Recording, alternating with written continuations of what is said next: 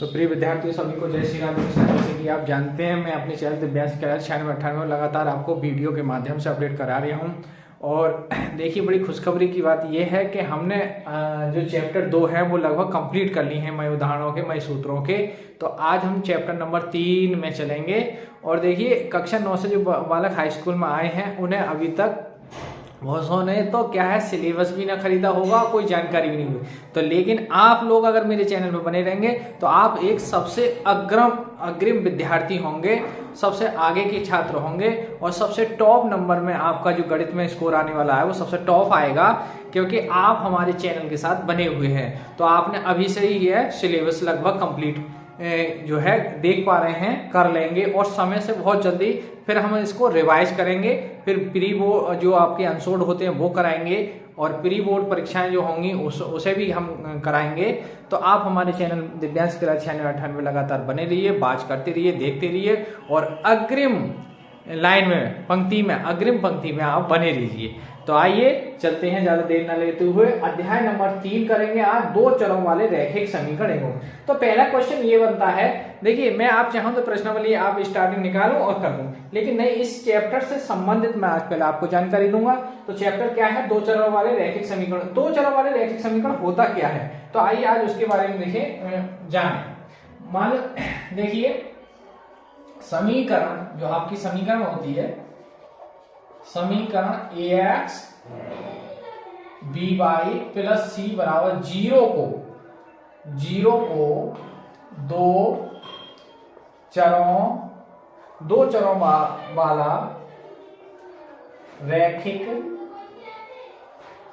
चरों वाला रैखिक समीकरण युग्म कहते हैं। जो आपकी समीकरण है, देखिए ax plus B Y plus C बराबर जीरो को इसे हाईलाइट करना चाहें तो आप हाईलाइट कर सकते हैं इसको। समीकरण जो आपकी ax plus B Y plus C बराबर जीरो को दो चरों वाला रैखिक समीकरण युग्म कहते हैं। इसके अनंत हल होते हैं, इसके अनंत हल होते हैं। इसका ग्राफ एक सीधी रेखा प्राप्त हो, इसका ग्राफ एक सीधी रेखा प्राप्त होता है। ठीक है, आइए अब दो चरों वाले, दूसरा पॉइंट क्या है? दो चरों वाले रैखिक समीकरण युग्म। तो दो चरों वाले रैखिक समीकरण युग्म क्या होंगे? देखिए आप क्या जानते हैं, पहली होगी आपकी a1x b1y और प्लस c1 बराबर जीरो। दूसरी समीकरण होगी आपकी a2x b2y प्लस c2 बराबर जीरो। अब इसमें क्या है? रैखिक समीकरण, तीसरा पॉइंट है रैखिक समीकरण को हल करने की विधियां। हल करने की कौन कौन सी विधियां हैं आप देखेंगे। देखिए जो आपकी पहली विधि है नंबर ए, प्रतिस्थापन विधि होती है। अब आपका वो प्रतिस्थापन विधि क्या है? देखिए मैं सबको आपको बता दूं प्रतिस्थापन विधि क्या है। दूसरी जो है वो विलोपन विधि होती है। मैक्सिमम सवाल हम विलोपन विधि से ही करेंगे। देखिए प्रतिस्थापन क्या है, यानी पहली समीकरण से हम x का मान निकाल के दूसरी समीकरण में रखेंगे, वो तो हो गया प्रतिस्थापन। विलोपन विधि क्या है कि दोनों चरों में या तो x के मान बराबर करेंगे, y के मान बराबर करेंगे और उसमें यदि x के मान बराबर करते हैं तो x को खत्म कर देंगे और y के मान बराबर करते हैं तो y को समाप्त कर देंगे, तो वो हो जाएगी आपकी विलोपन विधि। और तीसरी है जो आपकी वज्र गुणन विधि। और चौथी है आपकी ग्राफीय आलेखीय विधि।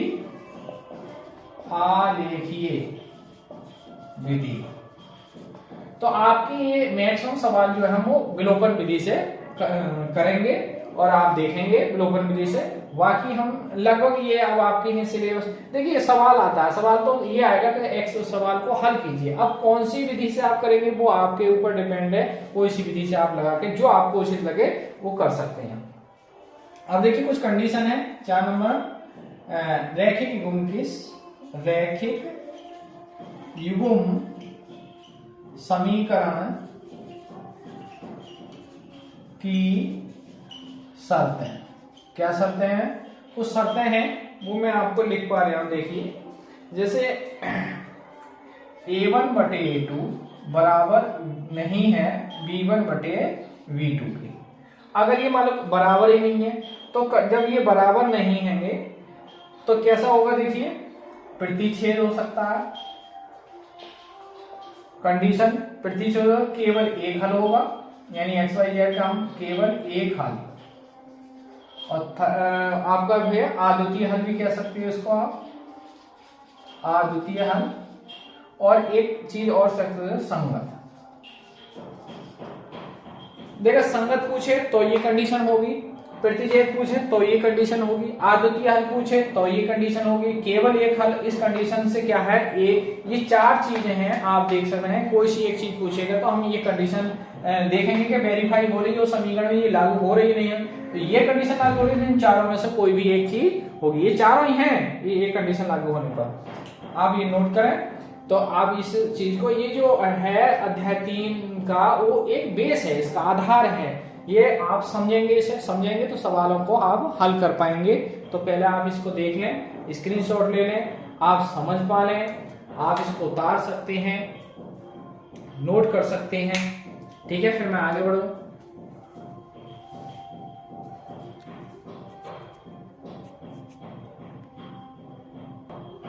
आइए आगे बढ़ते हैं। रैखिक, चौथा पॉइंट है रैखिक समीकरण युग्म की शर्त है।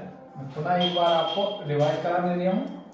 देखिए कंडीशन क्या है भाई, समीकरण कौन सी है आपकी, a1x v1y प्लस c1 बराबर 0, और आपकी एंड ये और है a2x v2y प्लस c2 बराबर 0। तो कंडीशन क्या है, फर्स्ट कंडीशन क्या बनाई, a1 बटे a2 बराबर नहीं है v1 बटे v2 के। तो क्या होगा, अद्वितीय हल, अद्वितीय हल, केवल एक हल, केवल एक हल,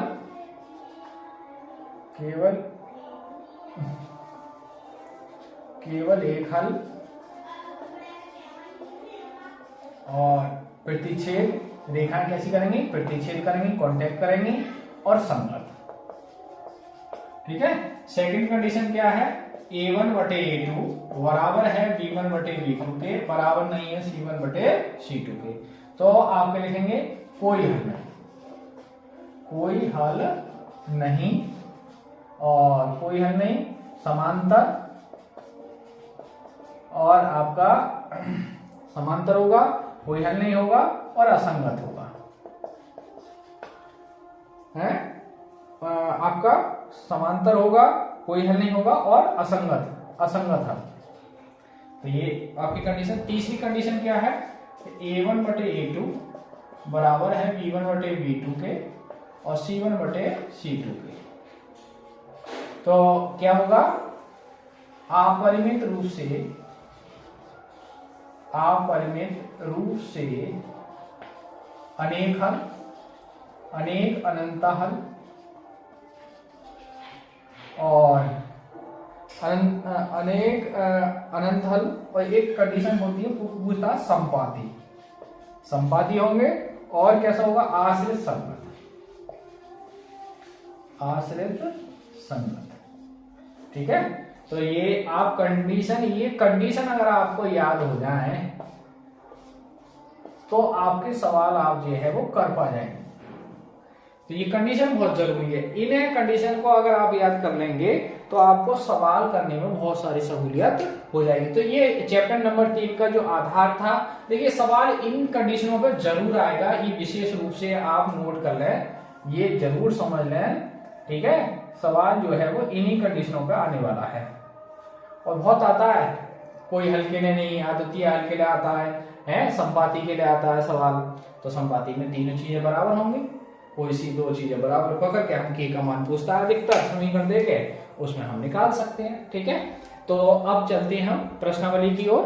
आप ये चीज नोट करें और फिर मैं आपको प्रश्नावली की ओर ले चलता हूं।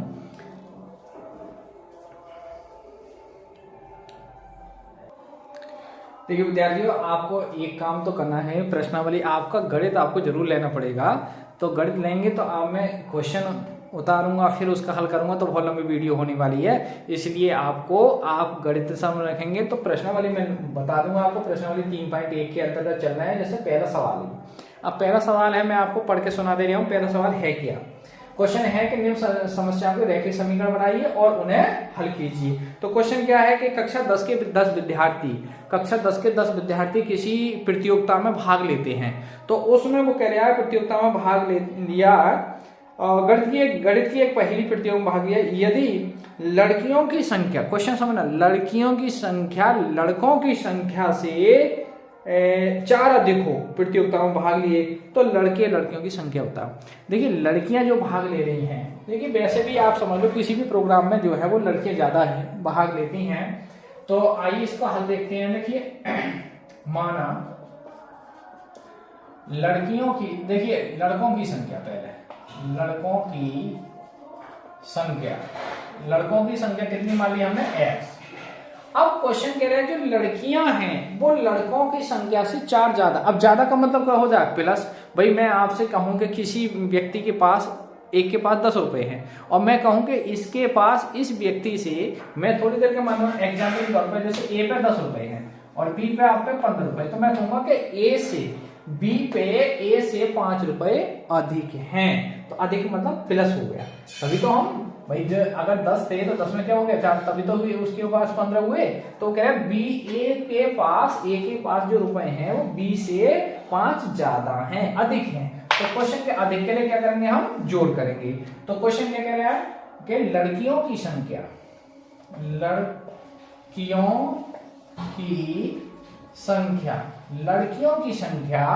लड़कों की संख्या से 4 अधिक है, यानी लड़कियों की संख्या x+4 हो, लड़के अगर x है तो x+4 हो जाएगा।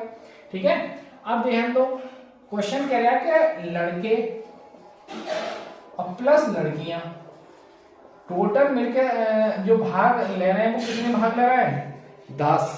तो लड़की कितनी माने x और लड़की कितनी है x+4 बराबर 10।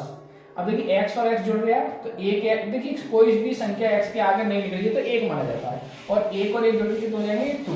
तो ये कितना हो जाएगा आपका 2x, और ये प्लस के 4 है बराबर कितने हैं 10। अब प्लस के 4 हम लेफ्ट से राइट में ले जाएंगे तो 2x बराबर हो जाएगा 10 - 4। अब देखिए 2x घंटे कितना बचेगा भाई x, तो यहाँ से 2 गुणाना वाली चीज बराबर से लाएंगे तो कितना आएगी भाग में। तो 2 का पहाड़ा 6 में क्या बार पढ़ेंगे आप, 3 बार। तो x की वैल्यू कितनी आ गई भाई 3, और x क्या माना है आपने, लड़कों की संख्या। तो अतः लड़कों की संख्या कितनी आ गई 3। अब लड़कियों की संख्या, तो लड़कियां लड़कों से कितनी थी 4 ज्यादा थी, तो लड़कियों की संख्या भाई x+4 थी ना, तो x की वैल्यू कितनी आई 3 + 4, तो टोटल लड़की कितनी आ गई 7। अब देखिए सवाल सही है गलत, टोटल लड़के प्लस लड़कियां मिलकर कितनी होनी है 10। तो हम देख सकते हैं कि हमारे लड़के 3 हैं और लड़कियां भाग लेने में 7, और टोटल कितने आ जाएंगे जोड़ के 10। तो सवाल का मतलब क्या है हमारा सही है, यानी आप फाइनल जवाब दे सकते हैं कि जो लड़कियों की संख्या है वो 3 है और लड़कों की जो संख्या है वो 7 है। तो लड़कियों की संख्या 7 है और लड़कों की संख्या 3 है। तो पहले सवाल जो पहला क्वेश्चन था उसकी पहले क्वेश्चन का पहला पार्ट था ये, और पहले पार्ट की ये समस्या जो है वो हल हो चुकी है। आप इसको देख सकते हैं, समझ सकते हैं, फिर हम आगे बढ़े।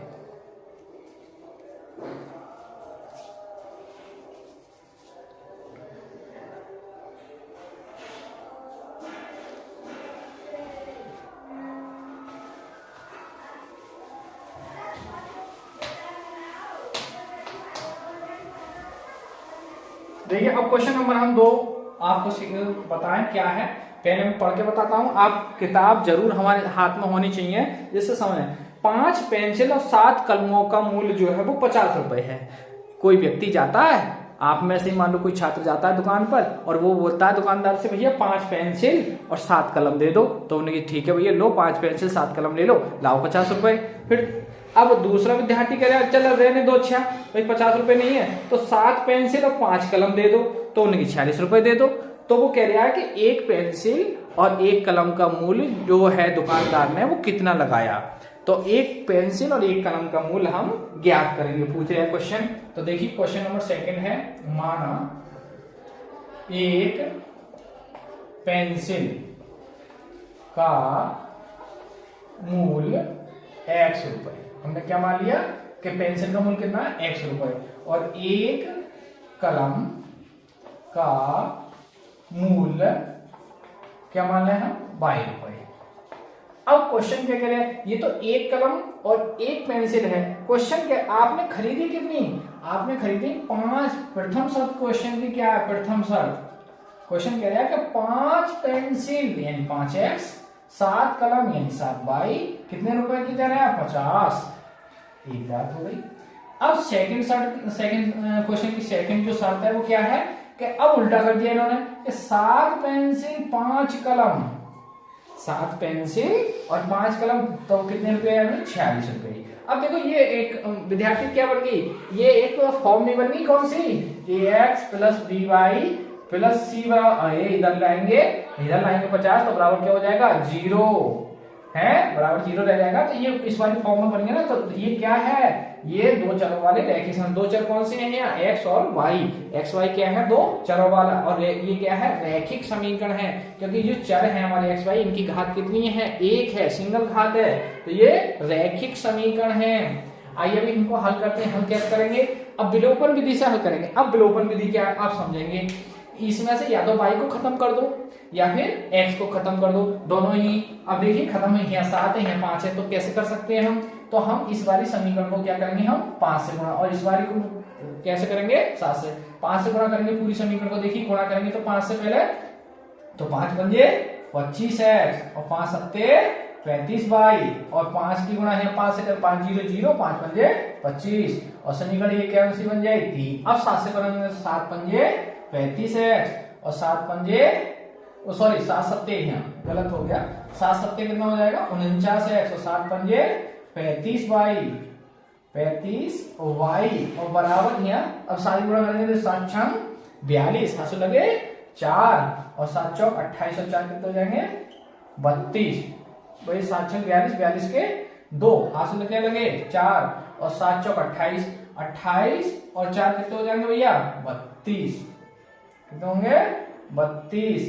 अब ये 4 बार, अब आप क्या करेंगे इसमें से घटा देंगे तो माइनस माइनस और ये भी माइनस। अब देखिए घटाएंगे इसको, तो जब घटा देंगे ये तो ये कैंसिल हो जाएगा भाई, क्योंकि ये प्लस किया ये माइनस किए। अब 25 में 49 घटेंगे तो माइनस से कितने हो जाएंगे भाई 24x। इधर देखो 322 और 250 तो घटेंगे यहाँ, तो 322 तो ज्यादा है तो माइनस के बचेंगे, माइनस कितने होंगे देखिए 2 में से 0 गया 2। अब 32 में से 25 जाएंगे तो क्या बचेंगे 7, और माइनस से ये माइनस कट जाएगा भाई, तो x की वैल्यू कितनी आ जाएगी 72/24। इधर दिखाऊंगा आपको, तो जो x की वैल्यू आई हमारे पास वो कितनी आई 72/24, और 24 का पहाड़ा 72 में क्या है 24 तिया 72, तो x की वैल्यू कितनी आ गई भाई 3, और x का मान क्या मानना है हमें पेंसिल, तो एक पेंसिल का मूल्य कितने रुपए आ गया 3 रुपए। अब x का मान उठा के चाहे समीकरण 1 में रख दो, चाहे 2 में रख दो, चाहे 3 में रख दो, चाहे 4 में, कोई समीकरण में रख दो, तो x का मान 1 में रखेंगे। x का मान समीकरण 1 में रखने पर अब आप 1 में रखेंगे भाई, 1 क्या है हमारी समीकरण देखिए 5x प्लस के 7y बराबर कितने है भाई 50। अब देखिए 5 और x की वैल्यू कितने रखेंगे भाई 3 और 7y बराबर 50।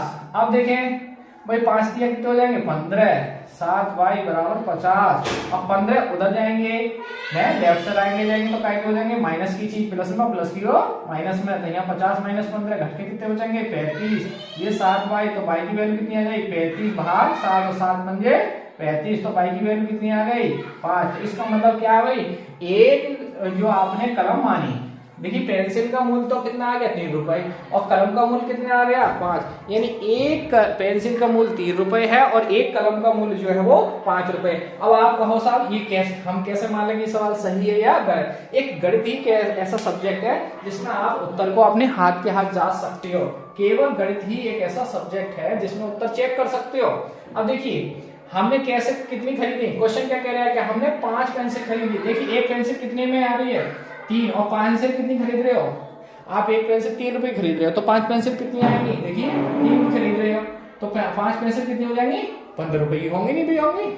अच्छा और एक कलम कितने रुपए की आ रही है 5 रुपए की। कल में कितनी खरीदी है आपने 7, तो 7 गुणा 5 तो भी 7 कलम खरीदी, एक कलम का मूल्य 5 है तो आपको 35 रुपए देने पड़ेंगे, नहीं देने। अब दोनों को मिला के देखिए जोड़िए तो 5 पेंसिल और 7 कलम कितनी होगी, देखिए 15 रुपए इसके और 35 रुपए इसके, तो आपको 50 रुपए देने पड़ेंगे, नहीं पड़ेंगे।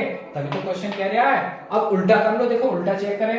7 कलम लेंगे तो 7 या 21, भाई 7 या 21, एक 7 का पेंसिल लेंगे तो 7 या 21 और 5 लेंगे तो 5 पंजे 25। अब जोड़ लो भाई 25 और 21 कितने हो जाएंगे 46, तो सेकंड सेट में आपको 46 देने पड़ रहा है। तो इसका मतलब क्या है कि जो हमने निकाले हैं एक पेंसिल एक कलम का मूल्य, वो आप हमारा सवाल कैसा है, सही है। तो आप फाइनल बाद में क्या लिखेंगे, मैं लिख के दे रहा हूं, लो देखिए आप एक चीज लिख देंगे बस, यहाँ क्या लिख देंगे, अतः लास्ट में जरूर लिखना चाहिए एक पेंसिल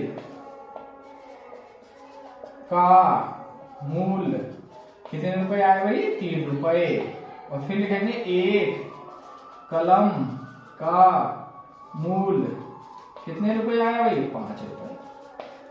बस ये आपके क्या है, दोनों आंसर हैं। तो पहले क्वेश्चन प्रश्नावली 3.1 का ये सेकंड समस्या जो थी क्वेश्चन की, वो आप लोगों ने क्या कर लिया है, हल कर लिया है। तो आप इसको देखेंगे भाई, इसका स्क्रीनशॉट ले सकते हैं आप और इसको समझ सकते हैं। और यदि इसके बाद भी समझ में आया तो आप कमेंट में करके हमें जरूर बताएं, तो हम नेक्स्ट वीडियो में से और अब मैं रिवाइज कराऊंगा आपको बहुत जल्दी ही।